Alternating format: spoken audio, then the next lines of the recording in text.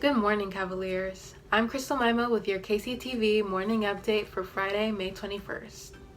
Today we will have periods 5 through 8. John F. Kennedy High School's newspaper, The New Frontier, has a new edition coming out. There are great articles about important issues facing the students and staff.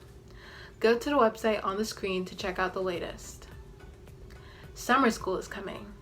Are you looking for course recovery or ways to sharpen your skills with SAT Math Prep?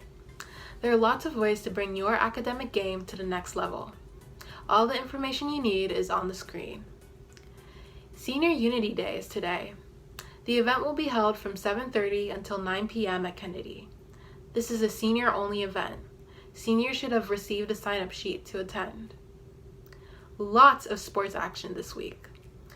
Let's take a look at the Kennedy scoreboard to see the final scores.